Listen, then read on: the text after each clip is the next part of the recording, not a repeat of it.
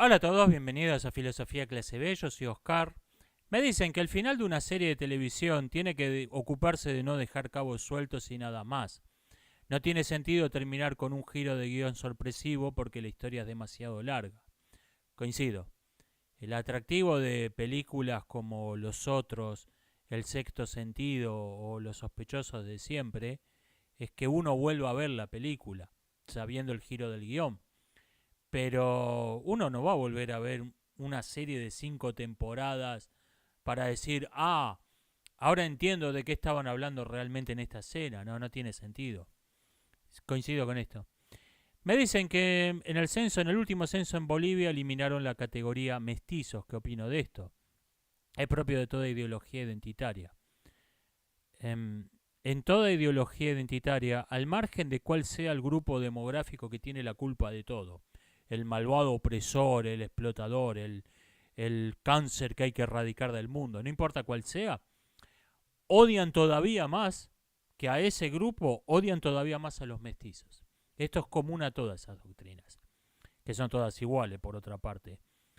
Em, Porque el mestizo, el tipo que llaman mestizo, pone en duda todo el sistema, cosa que no hace ninguna otra categoría. Porque estas doctrinas se basan en una clasificación totalmente arbitraria de las personas. Em, por ejemplo, un pintor me dice, el amarillo, el rojo, el azul son colores primarios, los demás colores son secundarios. Y yo le pregunto por qué clasifica los colores así. Y me dice, bueno, porque si yo no tengo témpera naranja, puedo mezclar témpera amarilla, témpera roja y tengo témpera naranja. Pero si no tengo témpera amarilla, no tengo modo de hacerla. Esas son las primarias. Las demás son secundarias, porque se pueden hacer mezclando las primarias. Ok, tiene sentido. Em, viene. Ahora bien, los seres humanos nos hemos estado revolcando todos con todos durante milenios, y entonces tenemos que si vemos a grandes distancias, la población de grande distancia, por ejemplo del centro de Asia, del centro de Europa, del África subsahariana, vemos que las personas tienen cierto aire de familia distinto de la gente de otras partes. Pero cuando hilamos más fino nos encontramos con que es toda una mezcla de todo con todo. Y ahí viene el teórico de las razas y dice, estos tipos, esto de acá, estos otros de allá, y estos que viven acá en esta islita son razas puras. Todos los demás son mestizos. ¿Por qué? Y no hay un por qué. O sea, alguien se inventa un sistema de clasificación donde hay 3 razas puras, A, B, C, y hay mestizos AB, BC y CA. Y bueno, estos son las razas puras y estos son los mestizos. ¿Ok? Pero los AB, los BC y los CA podrían haber sido las razas puras y los ABC ser los mestizos. No, no hay una razón, es totalmente arbitrario. Por eso los odian con alma y vida las personas que llaman mestizos. Porque los llamados mestizos ponen en duda todo el sistema. Cosa que no hace la raza pura que más odien, sea cual sea. Ah, subí un Subí un gráfico mostrando el Producto Bruto Interno de México, mostrando la catástrofe que fue para la economía de ese país la elección de AMLO, y me esperaba la respuesta, es culpa del bloqueo norteamericano, pero no, me sorprendieron, me respondieron algo distinto, todavía más estúpido. Me dijeron que la culpa es de la cuarentena, de la culpa es de las medidas de cuarentena del 2020, e incluso algunos lo comentaron esto con ironía. Claro, porque en 2020 no pasó nada que afectara a la economía, no. Em, o sea, la culpa no es de AMLO, la culpa es de las políticas totalmente inútiles recomendadas por las marionetas del Partido Comunista Chino de la Organización Mundial de la Salud, que arruinaron la economía. Ajá. A ver, Si hay alguien de izquierda oyendo este video, le voy a decir algo muy choqueante. Si sufre del corazón, váyase. Váyase. Si no sufre del corazón también. Si está manejando estación en la banquina, es fuerte esto que le voy a decir. Cuidado. Se puede no obedecer al Partido Comunista Chino.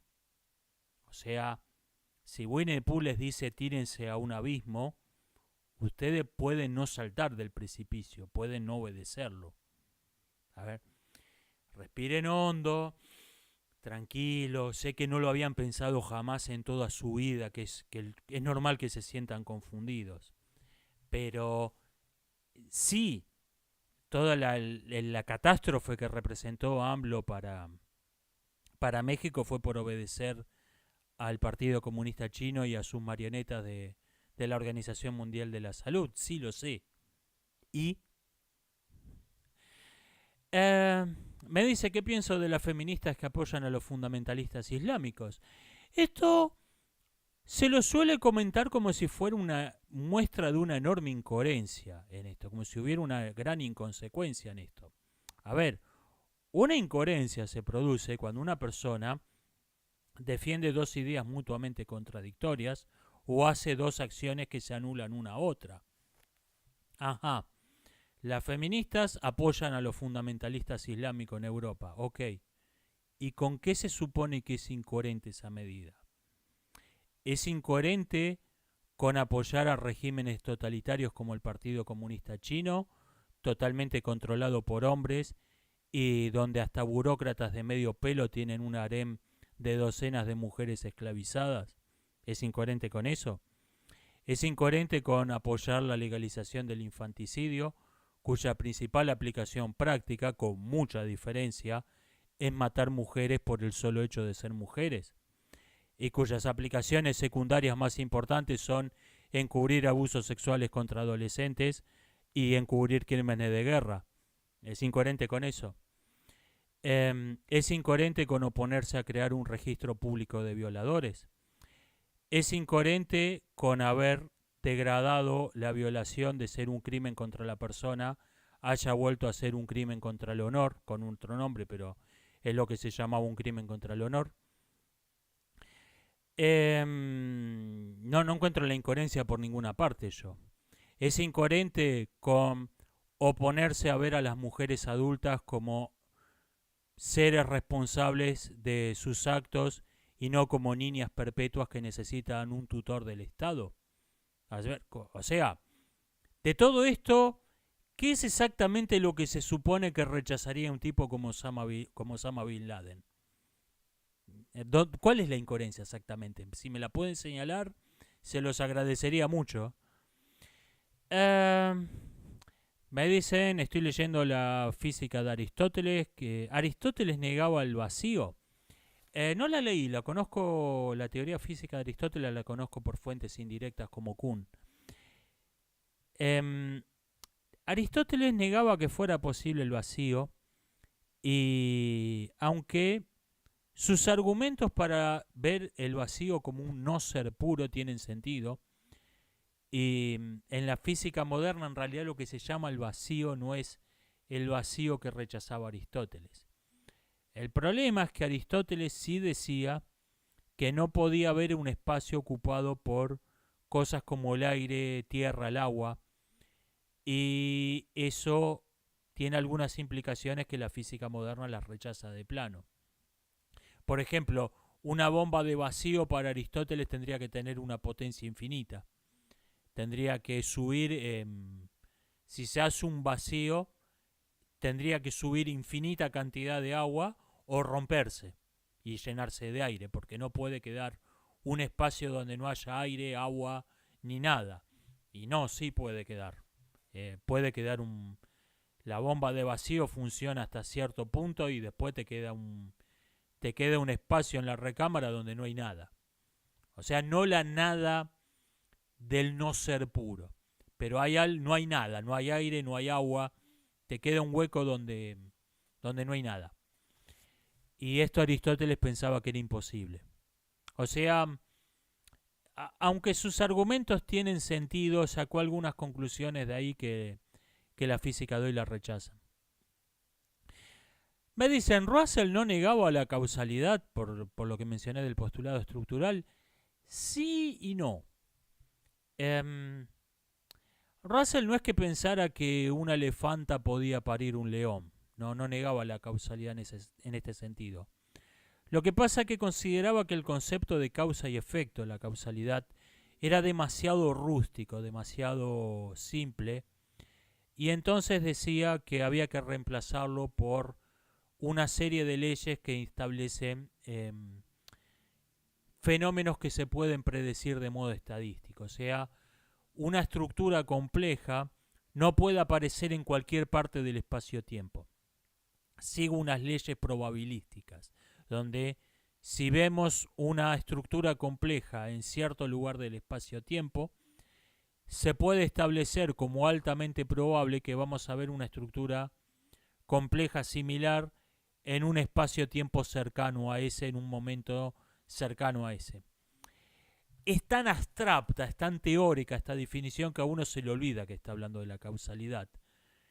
Y en ese sentido rechazaba la causalidad. Pero cuando explicaba otras cuestiones, por ejemplo, cuando explicaba el postulado estructural, habla de líneas causales separables, o sea, no se mete en todo ese baile, y habla de causalidad para no ponerse demasiado complicado, más de lo necesario. O sea, explica la parte que está explicando y después, bueno, provisoriamente vamos a llamarle líneas causales a esto.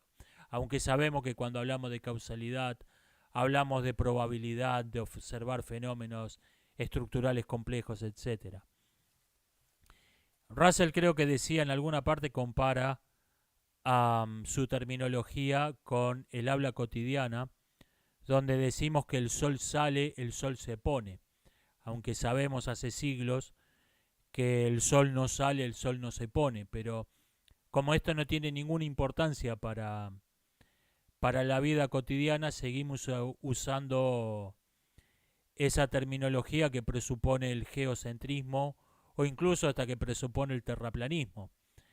Lo que pasa es que si vos vas a construir un cohete para la NASA, ahí te tenés que acordar que el sol no sale, el sol no se pone.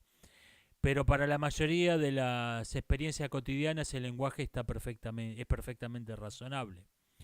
En ese mismo sentido, Russell decía que en la vida cotidiana podemos seguir hablando de causas y efectos, pero cuando, por ejemplo, vamos a estudiar el comportamiento de un campo cuántico, ahí tenés que hilar más fino, ahí te tenés que acordar que no hay causas ni efectos. Algo así era la idea. ¿Se puede escribir una historia sin emplear ningún MacGuffin? Me dicen. Un MacGuffin es un elemento en sí totalmente irrelevante, pero que es el que pone en marcha toda la trama. El MacGuffin puede ser un personaje, Helena, por ejemplo, Helena de Troya, que creo que dice 2 líneas en toda la Ilíada, pero es el que pone en marcha todo el asunto. Puede ser un objeto o puede ser una palabra, Roswell en El Ciudadano Kane. Y quizás se puede, qué sé yo, en Banquet es la corona, el MacGuffin. En Hamlet no hay MacGuffin, yo no puedo identificar cuál se supone que es el MacGuffin. Pero es muy difícil. El problema es que si uno no tiene un MacGuffin, un elemento que agrupe las acciones de todos los personajes, la historia se le puede convertir en un cúmulo de anécdotas. Uno pierde el hilo de que una todo. Por ejemplo, nos pasa esto leyendo a Heródoto. Uno pierde el hilo, parece estar viendo una recompilación de anécdotas. Yo creo que se puede hilar fino, pero es muy difícil. Por ejemplo, yo estoy escribiendo un relato donde el MacGuffin es una idea. Eso me parece interesante, pero si no hay algo que buscan todos los personajes, no digo que sea imposible, es muy difícil. Es muy difícil. Divido el video en dos, nos vemos en la segunda parte.